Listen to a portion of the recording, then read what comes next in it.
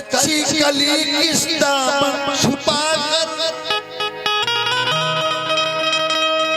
कच्ची कली किस दामन छुपा कर, फूलों तले सांस पाती है बेटी। हिल जाती कलियां तो डाली से झुक कर, आंचल में मुखड़ा छुपाती है बेटी। खुशबू छिड़कती है सेवा से अपने, मर्यादा कुल की बढ़ाती है बेटी। फिर भी वही इस जमाने में एक दिन पैरों तले कुचली जाती है बेटी। बेटे वाले तो होते किस्मत वाले, पर बेटी के किस्मत में ही शान होती।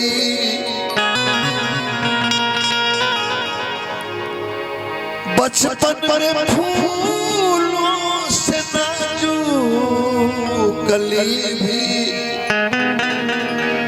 जवानी में है बोझ बन करके रोती।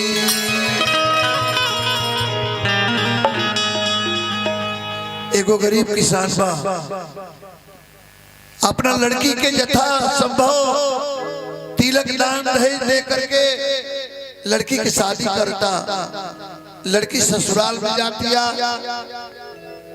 6 महीने साल भर ठीक ठाक रहता। बाकी उकरा बाद ससुराल के लोग वो लड़की के ताना मारे लगल। कहीं सास के ताड़ना, कहीं ननद के, कहीं जेठानी के, यहाँ तक कि पति के भी ताड़ना बा, ताना बा। ताना ये बाजे यदि कुशल चाहत अपना बाबूजी से नैहर से एगो कलर टीवी मंगवा दो, एगो फ्रिज मंगवा दो, एगो गाड़ी मंगवा दो, आ 5 लाख रुपया मंगवा दो जे कोनो बिजनेस करी। उ लड़किया तो देख के आइल बिया घरे जे हमार बियाह कैसे कैसे भइल, कर्ज ऋण लेके खेत बाड़ी बेच के बियाह भइल, हम कहां से मंगा दी। एक हरफ हरिहर लिखे खबर दे, सब दुख सह दिया। एक दिन ससुराल के लोग किरासन तेल छिड़क के वो लड़की के जान देता, और नैहर में खबर दे देता लोग जरा लड़की के पेट में दर्द भर गया। बाकी 6 महीने के बाद जब हकीकत पता चलता है कि लड़की के पेट में दर्द ना बल्कि लड़की के जरावल गुबा, लड़की के बता दिखा दिया। अरे जनती जे जारल जईबू, जनती जे जारल जईबू, आग में दहेज के पाप नाही करती बेटी, ससुरा भेज के पाप नाही करती बेटी। जनती जे जारल जईबू, जनती जे जारल जईबू, आग में दहेज के पाप नाही करती।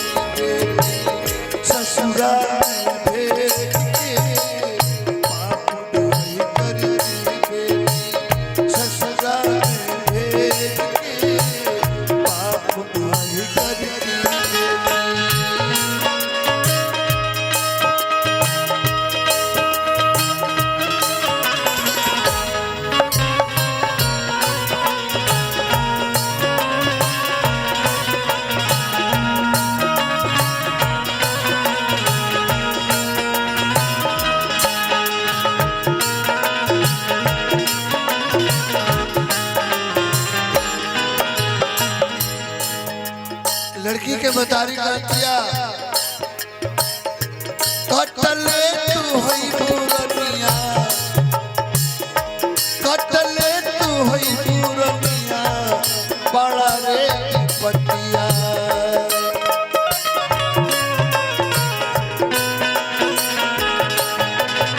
रोवते बीतल होई दिनवा मूर्तिया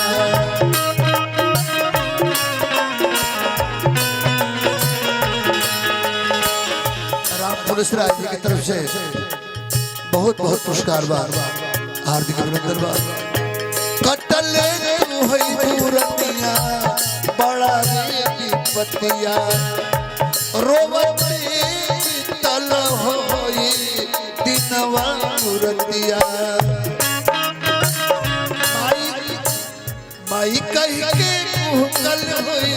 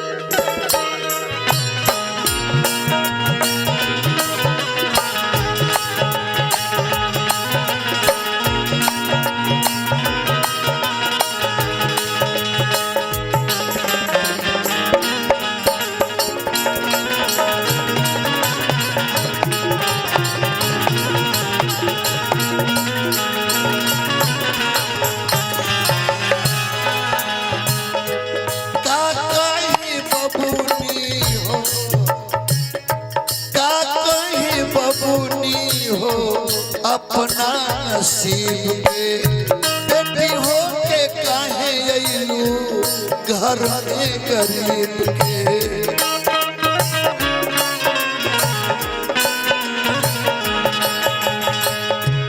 का कही बबुनी हो अपना नसीब के बेटी हो के काहे अइलू घर में गरीब जियते मुआई जियते मुआई तिहनु जियते मुआई तिहनु हमरा के देख के पाप कर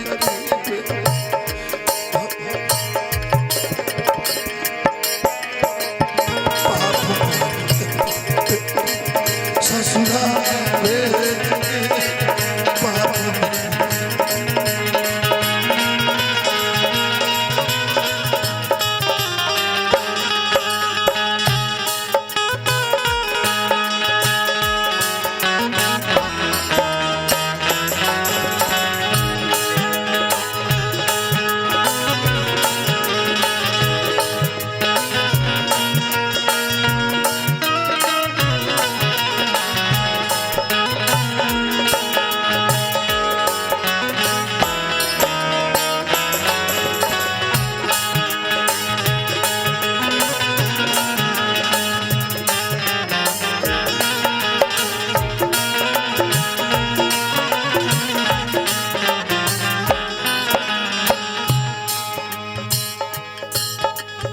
हे बेटी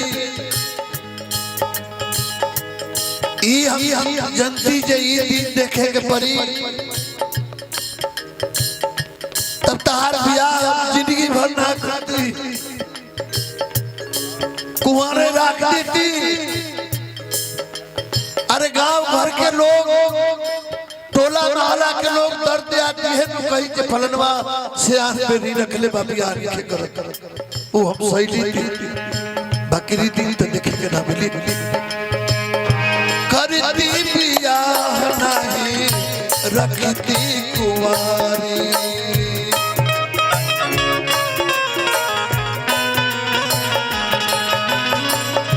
सुन ली सहेली लोगवन के गारी।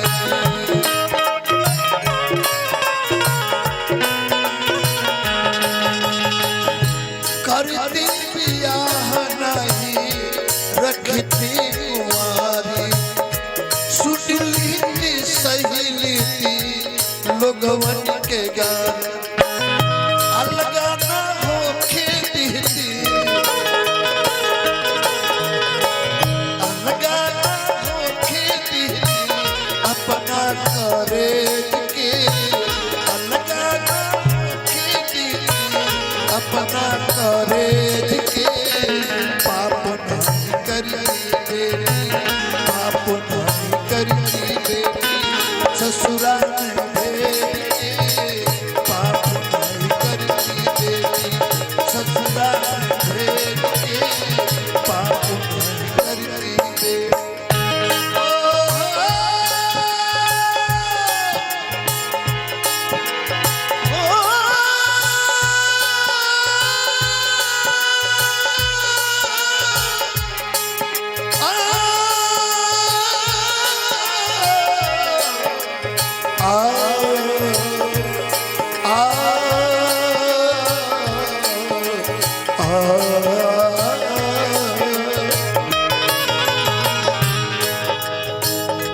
आज के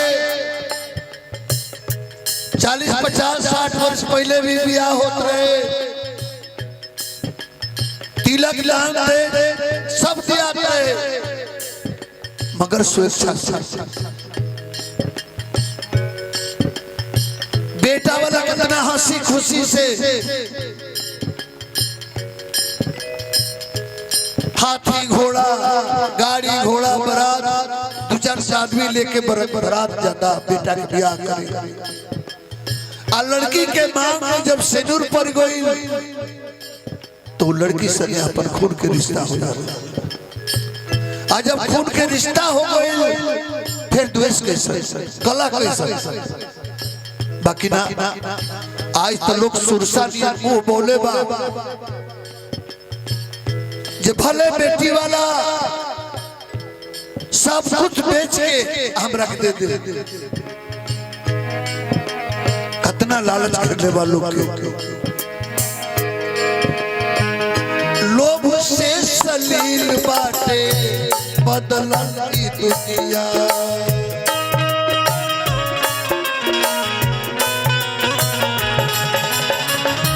लोभ से सलील बाटे बदलन की रीतिया। जहरा पियावल जाता लाई के पीरितिया।